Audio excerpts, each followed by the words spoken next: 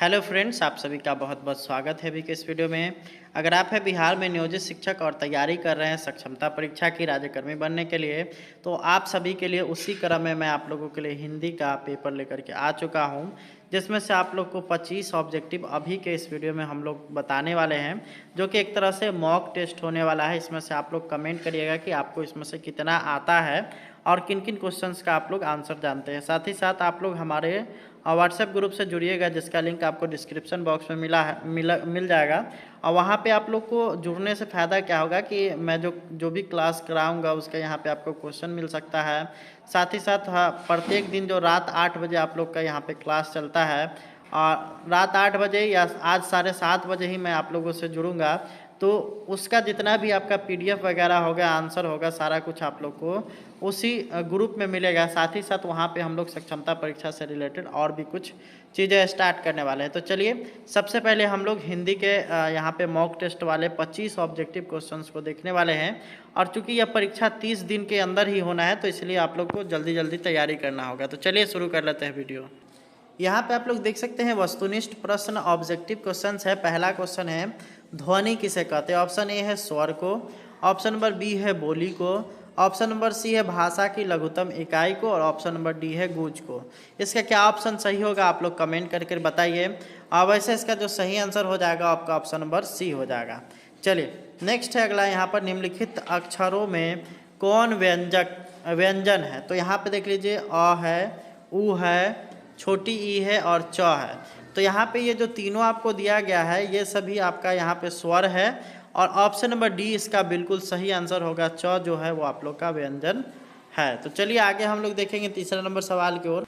अगला सवाल आप लोग का है कि निम्नलिखित अक्षरों में कौन स्वर है? ऑप्शन ए है ग, ऑप्शन नंबर बी है छ, उसके बाद ऑप्शन नंबर सी है प, और ऑप्शन नंबर डी है आपका ई। तो इसका जो ई हो जाएगा बिल्कुल सही आंसर हो जाएगा।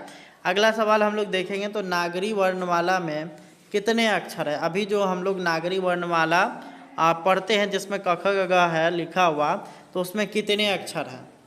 नागरी वर्णमाला को यहाँ पे हम लोग देवनागरी वर्णमाला भी बोलते हैं, और इसमें कुल अक्षरों की संख्या होता है 52 यानी 52। अगला है, क से म तक के व्यंजन अक्षरों को क्या नाम है? ऑप्शन ए है स्पर्श है, ऑप्शन बी है ऊष्म है, उसके बाद ऑप्शन नंबर सी है अंतस्थ है, और ऑप्शन नंबर डी है मृदु है। तो इसका सही आंसर क्या हो जाएगा? यहाँ पे क से लेकर के म तक जो व्यंजन है उसको क्या कहा जाता है? तो उसको यहाँ पे आप लोग का जो सही आंसर हो जाएगा, क से म तक के व्यंजन अक्षरों का जो यहाँ पे क्या नाम है? ऑप्शन ए है स्पर्श, ऑप्शन बी है ऊष्म, ऑप्शन नंबर सी अंतस्थ, और ऑप्शन नंबर डी है मृदु। तो इसका सही आंसर हो जाएगा आपका ऑप्शन नंबर ए, यानी कि स्पर्श व्यंजन इसका हो जाएगा। अगला है, य र ल व को कौन व्यंजन कहते हैं? तो इसका जो सही आंसर हो जाएगा, य र और ल व्यंजन को जो है यहाँ पे कहा जाता है य र ल व। तो ये हो जाएगा आपका अंतस्थ, यानी कि ऑप्शन नंबर सी हो जाएगा। अगला है, तालव्य स, मूर्धन स, दंत स और ह को कौन सा व्यंजक कहते हैं? तो इसको कहा व्यंजन कहते हैं, तो इसको कहा जाता है आपका ऊष्म व्यंजन। ठीक है। अगला यहाँ पर है 8वां नंबर सवाल, वो है आप लोग का घ अक्षर व्यंजनों को किस वर्ग में आता है? ऑप्शन ए है क वर्ग में, ऑप्शन बी है च वर्ग में, ऑप्शन सी है ट वर्ग में, और ऑप्शन नंबर डी है त वर्ग में। तो यहाँ पे आप लोग देख सकते हैं, घ जो है वो क से जब स्टार्ट करते हैं तो इसमें घ आता है, तो यहाँ से जो ये आपका ये हो गया, इससे पता क्या चल रहा है कि ये क वर्ग का है, यानी कि ऑप्शन नंबर ए बिल्कुल सही हो जाएगा। अगला यहाँ पर है कि ज अक्षर व्यंजनों के किस वर्ग में आता है? ऑप्शन ए है क वर्ग में, बी है च वर्ग में, सी है त वर्ग में, और डी है प वर्ग में। तो यहाँ पे अगर आप लोग च छ ज ज लिखिएगा तो इसी में ना आपका ज आएगा, तो इसलिए इसका जो सही आंसर हो जाएगा आपका ऑप्शन नंबर बी, यानी कि च वर्ग। अगला हम लोग देखेंगे, तो अंग यहाँ पे आप लोग देख सकते हैं, ये सॉरी र है, और र अक्षर व्यंजनों के किस वर्ग में आता है? तो ये हो जाएगा आपका ऑप्शन नंबर बी, यानी कि ट वर्ग में। ठीक है। चलिए अगला हम लोग देखेंगे, तो द अक्षर व्यंजनों के किस वर्ग में आता है? द अक्षर व्यंजनों के किस वर्ग में आता है? तो ये त थ द द वाला में है, तो इसलिए आपका हो जाएगा आपका त वर्ग में, यानी कि ऑप्शन नंबर सी इसका बिल्कुल करेक्ट होगा 11 का। ठीक है। 12वां नंबर सवाल है कि फ अक्षर वाले व्यंजनों के किस वर्ग में है? तो फ जो है यहाँ पे देख सकते हैं ऑप्शन ए है क वर्ग, च वर्ग, प वर्ग और त वर्ग। तो यहाँ पे फ जो है प के बाद फ, तो यहाँ पे किससे इससे पता चल रहा है कि ये प वर्ग का है, यानी कि ऑप्शन नंबर सी बिल्कुल सही हो जाएगा। अगला हम लोग देखेंगे निम्नलिखित में से किसे वर्ण कहेंगे? वर्ण किसे कहेंगे? तो ऑप्शन नंबर ए है आपका अ, उसके बाद है बी है आपका द, अब उसके बाद ऑप्शन नंबर सी है प और ऑप्शन नंबर डी है ह। तो इसका सही आंसर हो जाएगा आपका ऑप्शन नंबर ए।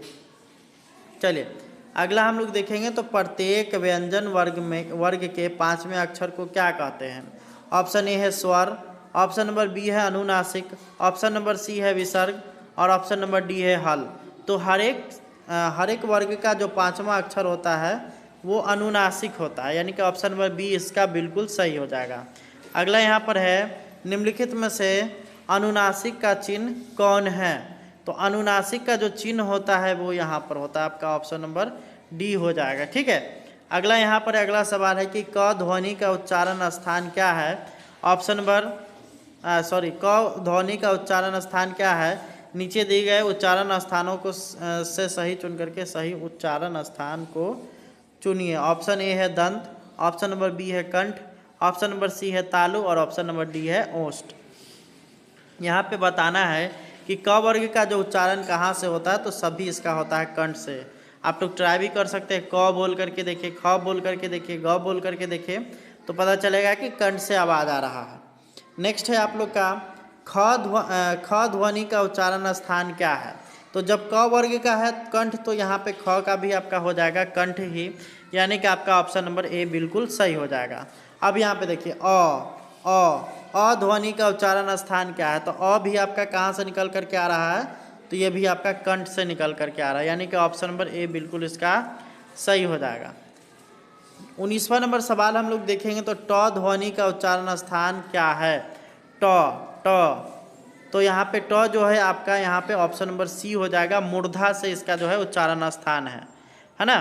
अगला यहाँ पर है न ध्वनि का उच्चारण स्थान कहाँ है? त थ द ध न, ट ठ ड ढ न।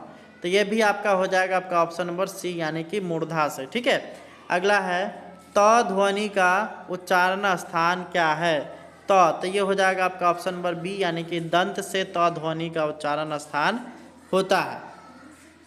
चलिए 22वां नंबर सवाल हम लोग देखेंगे तो यहाँ पर है थ ध्वनि का उच्चारण स्थान क्या है? तो त के बाद थ, तो थ भी आपका हो जाएगा आपका दंत में आ जाएगा। अगला यहाँ पर है द ध्वनि का उच्चारण स्थान क्या है? तो द का भी आपका हो जाएगा दंत, यानी कि ऑप्शन नंबर बी बिल्कुल सही हो जाएगा। अगला है हिंदी की उत्पत्ति किस भाषा से हुई है? ऑप्शन ए है अंग्रेजी से, ऑप्शन नंबर बी है उर्दू से, ऑप्शन सी है संस्कृत से और ऑप्शन नंबर डी है स्वतः।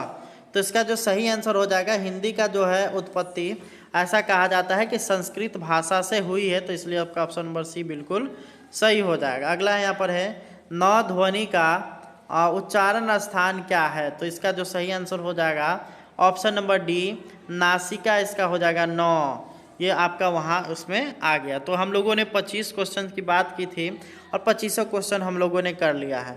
आप लोग जो है व्हाट्सएप ग्रुप से जुड़ जाइए, वहाँ पे आप लोग को ये मिल जाएगा। और जैसे ही ये वीडियो अपलोड होगा उसके बाद मैं इसको जो है आपके व्हाट्सएप ग्रुप में डाल दूँगा, साथ ही इसका आंसर भी मैं डालने का प्रयास करूँगा। तो धन्यवाद। आप लोग एक चीज़ और बताइए, कमेंट करिए कि क्या आप लोग को इंग्लिश का भी चाहिए क्या? अगर चाहिए तो आप लोग कमेंट करिएगा, तब मैं आज से एक और मॉक टेस्ट आप लोग के लिए डाल दूँगा। धन्यवाद।